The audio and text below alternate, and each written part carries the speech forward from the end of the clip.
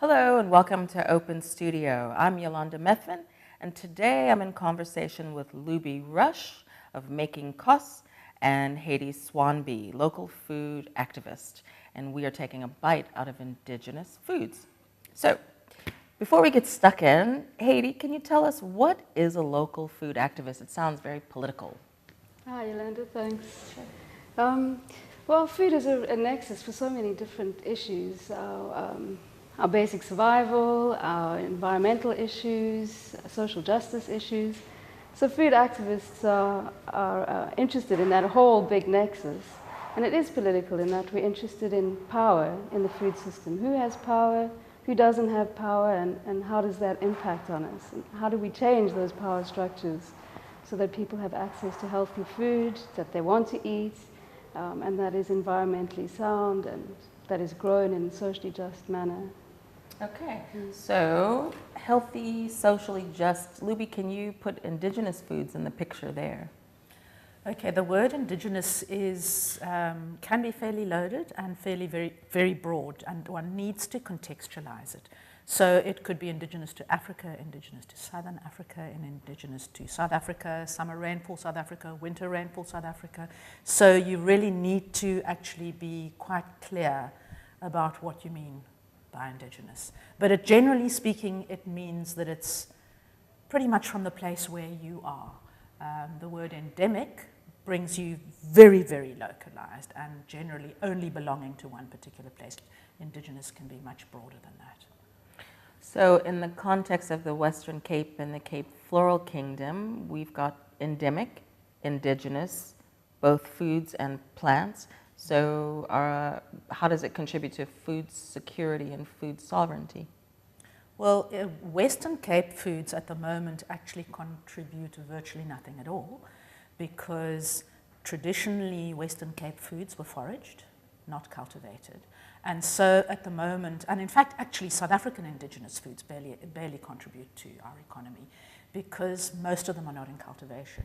Some of them were, so in the summer rainfall areas you can think of things like sorghum and millet and some of the pumpkin family and so forth. So some of those slightly are still in cultivation, but on the whole, in South Africa we eat foods that don't belong here. So part of me being an indigenous food activist is that I actually want to change that. I want to start making sure that our local foods, and in my interest, in my own work, our Western Cape foods, start becoming part of our economy.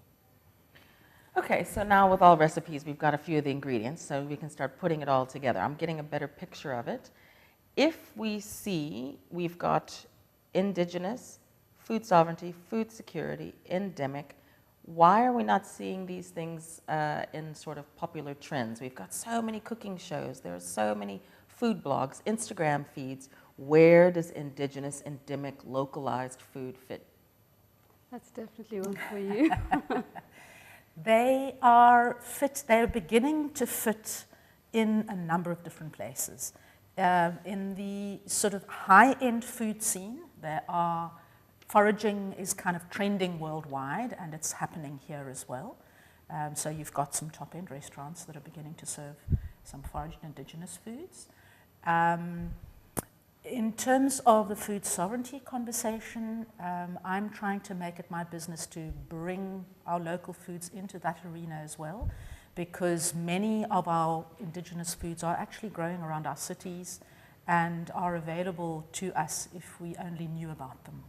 So I'm trying to bring awareness, because I think that one of the reasons why indigenous foods are not part of the conversation is because, well, it's a complex issue. A lot of it is loss of knowledge of wild foods and indigenous foods, and in some instances kind of refusal to kind of keep connected to them.